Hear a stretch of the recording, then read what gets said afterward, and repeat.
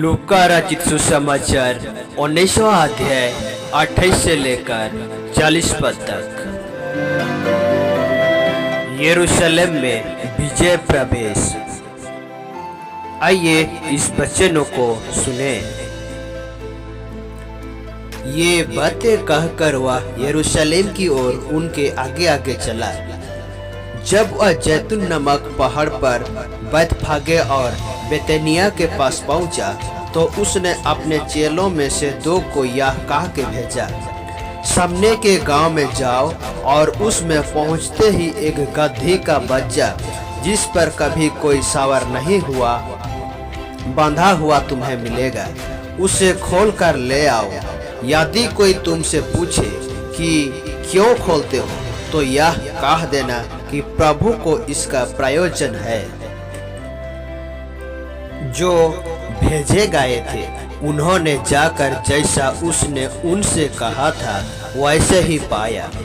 जब वे गधे के बच्चे को खोल रहे थे, तो उसके मालिकों ने उनसे पूछा, इस बच्चे को क्यों खोलते हो? उन्होंने कहा, प्रभु को इसका प्रयोजन है। वे उसको यीशु के पास ले आए और अपने कपड़े उस बच्चे पर डालकर यीशु को उस पर बैठा दिया। जब वह जा रहा था, तो वे अपने कपड़े मार्गों में बिछाते जाते थे।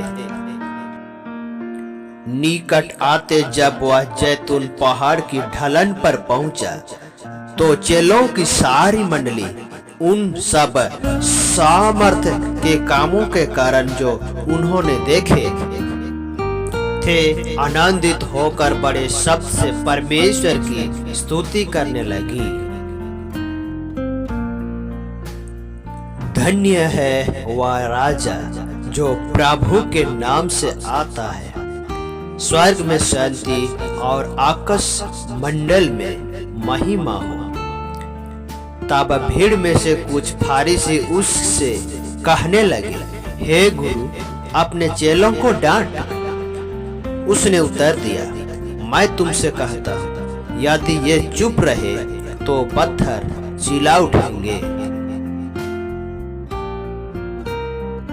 यूहन्ना रचित सुसमाचार 12 अध्याय 12 से 19 पद तक।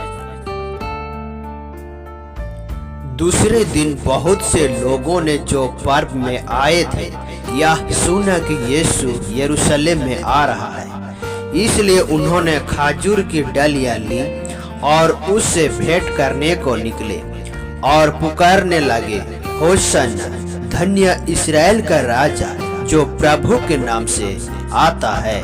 जब यीशु को गधे का एक बच्चा मिला, तो वह उस पर बैठ गया, जैसा लिखा है, हे सिय्योन की बेटी, मत डर, देख तेरा राजा गधे के बच्चे पर चढ़ा हुआ चला आता है। उसके चेले ये बातें पहले ना जानते थे, परंतु जब यीशु की महिमा प्रकट हुई तो उनको स्मरण आया कि ये बातें उसके विषय में लिखी हुई थी और लोगों ने उससे इसी प्रकार का व्यवहार किया था। तब भीड़ के उन लोगों ने गवाही दी जो उस समय उसके साथ थे, जब उसने लाजर को कब्र में से बुलाकर मरे हुओं में से जिलाया था। इसी कारण लोग उससे भेंट करने को आए थे, क्योंकि उन्होंने सुना था कि उसने यह आश्चर्य काम दिखाया है। तब फरीसियों ने आपस में कहा, सोचो तो सही कि तुमसे कुछ नहीं बन पड़ता। देखो, संसार उसके पीछे हो चला है।